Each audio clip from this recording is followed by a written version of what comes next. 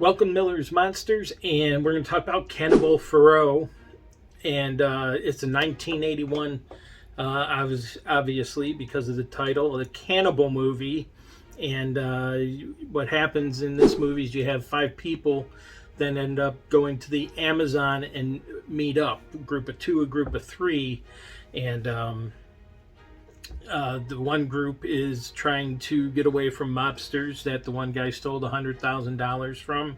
So, hey, why not go to the Amazon to do that? I think I would have picked a better place to hide from, but I guess if you're trying to hide from somebody, nobody's going to search there first. And then the other group of three is a student trying to prove her doctorate thesis that cannibalism is just a myth. And she read about a city in the Amazon. I believe it's the Amazon. And they travel there to find this city and prove that cannibalism was a myth. But boy, was she wrong. And her brother and her friend that tags along with them is going to end up paying the price for her mistake. But so they meet up. And what it boils down to is it's more about the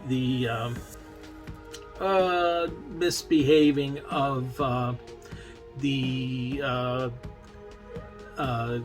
civilized people than it is just the tribe reacting to what was the evil that was done to them by this one guy that stole the money from the mob. And this is all done before they meet the students, so the students have no idea what he's done until later in the movie.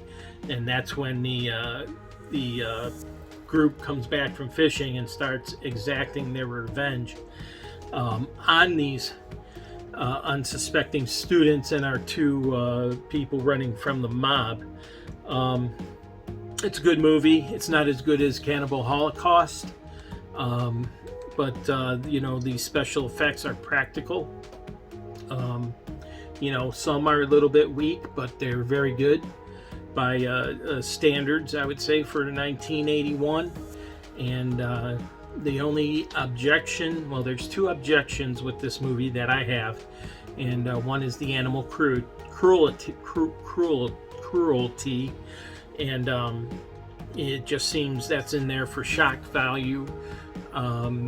It is real animal against animal killing animal, and unfortunately another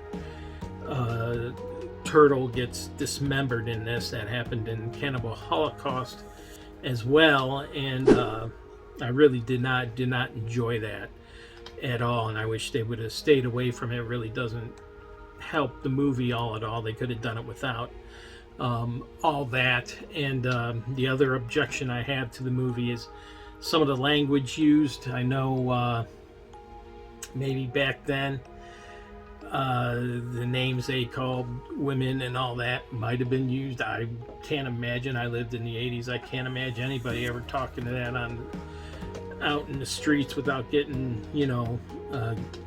beat up, literally. And it was used a lot by our guy running from the mob, and I didn't care for that as well. But it is a very watchable movie. Like I said, the special effects are good. There's some nice gore in it for you gore lovers. There is some nudity in it, so this isn't for the younger little devils out there, so leave this to the older devils. And one interesting thing I picked up out of this is one of the actors is Robert Kerman, and he's played in 3 cannibal movies. He played in Cannibal Holocaust, he played in this one, Cannibal Ferox, and Eaten Alive. So I'm going to say he's the king of cannibal movies right now until I can find someone that takes his place. But I caught this free on Tubi, and it's free. It's worth a watch. Definitely, I give it a 3 out of 5. So if you're up for it and you can get past the animal on animal killing going on there, then I think you'll enjoy it if you enjoyed Cannibal Holocaust.